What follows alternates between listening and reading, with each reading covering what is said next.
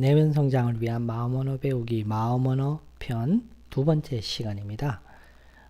오늘이 내면 성장을 위한 마음 언어 배우기에서 마음 언어에 관한 내면 성장을 위한 마음 언어에 관한 내용을 다루는 마지막 시간입니다. 자, 오늘은 4장의 사진을 가지고 시작합니다. 예쁜 아가와 그 다음에 식물, 그 다음에 고양이, 멍멍입니다. 이들 대상은 바로 돌봄의 대상입니다. 지금 이 강좌를 듣고 계신 분들은 대부분 성인이니까 아기와의 관계에서 아기는 돌봄의 대상이 되겠죠. 집에서 식물을 키우는 분들도 많을 건데 식물도 돌봄의 대상이고요. 그 다음에 반려동물인 대표적인 멍멍이와 고양이도 돌봄의 대상이죠. 오늘 돌봄에 관한 얘기를 좀 하려고 합니다. 이 돌봄이라는 게 뭐냐? 이 돌봄은 크게 공간과 시간과 가치가 담겨져 있다고 생각합니다. 돌봄의 능력이 있으려면 이 세 가지 요소에 대한 의식이 발달되어 있어야 된다는 거죠. 그래서 인지 3편에서 우리가 의식에 관해서 잠깐 다뤘지만 그때 우리의 의식이 발달하는 과정에서 먼저 공간의식이 발달하고 두 번째 시간의식이 발달한다라고 했죠. 그와 함께 병행해서 가치의식이 발달하는데 그 가치의식이 발달해서 물질적 가치에서 점차 추상적 가치로 발달한다고 했습니다. 그리고 여기서 중요한 것은 이 노란색으로 표기한 봄입니다. 본다라는 거죠. 아기를 잘 돌보려면은 그 아기에 대해서 세세하게 공간적으로 잘 보아야 되는 거고 그 아기가 무엇을 먹고 어떤 환경에서 있었는지를 시간의식의 관점에서 기억해낼 수 있어야 아기가 아플 때 그 원인을 찾아서 해결할 수도 있는 거죠. 그건 동물도 마찬가지고요. 식물을 키울 때 가장 식물을 많이 죽이는 경우는 아예 물을 안 주거나 또는 물을 너무 자주 줘서 뿌리를 썩게 한답니다. 이런 경우에는 식물에게 필요한 물이라는 가치를 내가 기억이라는 것을 통해서 적절하게 주지 않으면 결국은 말라 죽이거나 또는 과다하게 줘서 죽는 거죠. 그래서 이 돌봄의 능력에는 기본적으로 공간의식과 시간의식과 가치의식이 항상 함께 할 때 돌봄 능력이 발달하게 됩니다. 우리 주변에 약속 시간을 잘 지키지 않는 분들은 기본적으로 시간의식이 발달되지 않은 분들이죠. 이런 분들 같은 경우는 기본적으로 돌봄 능력이 발달되어 있지는 않습니다.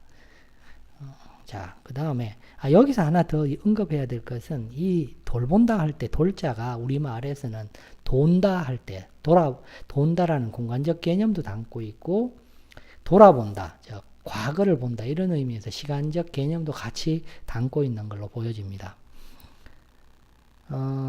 왜 돌봄을 얘기하냐면 결국은 자기 돌봄에 대한 문제를 좀 설명드리려고 하는 거예요. 우리는 중간에 태도에 대한 얘기를 했습니다. 이 돌봄과 태도는 매우 밀접하게 연결되어 있는 거죠. 자기를 잘 돌보고 있습니까, 여러분은? 이 자기 돌봄은 앞에서 첫 시작 때 내면 성장에서 내면 인식 능력에 대한 발달 얘기를 하면서 마음 돌봄 능력을 얘기했습니다. 이거죠, 바로. 인식 능력이 워낙 중요하기 때문에 그동안 쭉 얘기를 했지만 결국은 이 마음 돌봄 능력을 가지지 않으면 이 과정을 통해서 키우지 않으면 내면 성장은 사실상 불가능합니다. 여러분이 자기에 대해서 관심을 가지고 볼 수 있을 때, 즉 내면 관찰을 시작할 수 있을 때 인식 능력도 발달하고 돌볼 수 있는 거죠. 보지 못하면 돌볼 방법이 없는 거죠. 앞에서 돌봄에 대한 단어를 풀었어서 제가 설명드린 것처럼. 여기에서 이 내면 인식 능력이 바로 지혜입니다. 지혜와 연결이 되는 거죠. 그 다음에 마음 돌봄 능력이 바로 사랑과 자비라는 매우 추상적인 어쩌면 또 종교성을 지닌 단어입니다. 그리고 여러분이 자기를 돌볼 때 우리의 자기는 여기서는 내면이라고 얘기를 했기 때문에 몸에 대해서 다루지 않았지만 바로 몸과 마음이 해당되겠죠. 이 돌봄 능력을 키우려면 내면 인식 능력과 함께 갈 때 결국 제대로 돌볼 수 있습니다. 자, 몸의 성장과 마음의 성장을 비교해서 제가 돌봄의 키라고 지금 표시를 해 놓았는데, 결국 몸이 성장하려면 몸은 물질이니까 잘 먹어야죠. 영양분이 필요한 거죠, 적절한. 근데 이 마음 성장의 핵심은 결국은 사랑과 자비입니다. 사랑과 자비가 없이는 마음은 성장할 수가 없습니다. 그래서 이 부분이 가장 힘들고 어려운 겁니다. 두 번째가 운동입니다. 몸이 적절하게 운동하지 않으면 몸은 성장하는데 많은 어려움을 느끼게 됩니다. 그것처럼 마음 성장은 바로 관찰입니다. 운동을 하고 나서 적절하게 쉬어주지 않으면 몸은 근력을 형성하기 어렵답니다. 마찬가지로 관찰 과정에서 마음이 성장하려면 쉬는 능력을 획득해야 됩니다. 마음이 스스로 쉴 수 있는 능력을 길러야 된다는 거죠. 그리고 결과적으로 몸이 성장한다는 건 외형적으로 근력이 발달한다라는 거죠. 그 마음 성장은 인지 능력이 발달을 하는 거죠. 그래서 몸과 마음의 성장을 비교해서 볼 때 비슷하더라는 거죠. 돌봄의 키에 관련된 단어들을 정리를 해봤습니다. 이렇게. 자, 이번에 질문은 좀 뚱딴지 같습니다. 당신의 마음은 몇 가지인가요? 앞에서 좀 일부 했는데 비슷하게 다뤘는데 다시 한번 질문을 드리는 겁니다. 자, 애정의 관계와 관련된 나의 마음 한번 살펴볼까요? 여기서 애자라는 것은 결국 사랑하는 마음이고, 증은 증오한다 할 때 미워하는 마음이죠. 누군가의 관계 속에서 친구든 이성이든 부모든 형제든 동료든 사랑하는 마음과 미워하는 마음이 공존할 때가 있죠. 자, 그렇다면 이 두 가지 마음이 전부인가요? 아니죠. 괴로워하죠. 이럴 경우에. 그럼 괴로워하는 마음도 있네요. 이 세 가지인가요? 그렇지 않죠. 우리 마음은 이것 이외에도 다양하게 존재하죠. 이처럼 함께하고 싶은 마음도 있고, 공부하기 싫은 마음도 있고, 건강해지고 싶은 마음도 있고, 화난 마음도 있고, 정말 다양합니다. 이런 마음뿐만 아니라 이런 마음도 있죠. 이 마음은 훨씬 더 좀 고상한 가치를 지닌 것 같아요. 여기에 관찰하는 마음도 들어갔죠. 네. 자, 이런 다양한 마음들, 이 마음들을 크게 저는 개인적 마음과 보편적 마음으로 한번 나눠봤습니다. 앞에서 우리가 내면 세계에 내면의 집을 짓고 산다고 했죠. 기억을 이용하여 내면의 집을 만들고, 그래서 속에 우리 마음이 산다고 했는데, 실은 이 마음에서 얘기를 하지 않은 게 보편적 마음입니다. 우리 마음은 보편적 마음을 바탕으로 존재하는데, 그 보편적 마음이 대단히 약한 거죠. 마음이 무엇인가에 대해서 얘기를 하면서 욕구, 감정, 양심, 생각을 얘기했는데, 이 양심이 보편적 마음이죠. 근데 양심이 늘 이기는 게 아니죠. 힘들죠. 그리고 욕구도 개인적인 욕구가 있지만 보편적인 욕구도 있을 수 있죠. 타인을 이롭게 하고 싶은 이타심 같은 경우. 감정도 개인적인 감정도 있을 수 있지만 보편적인 감정이 존재할 수가 있는 거죠.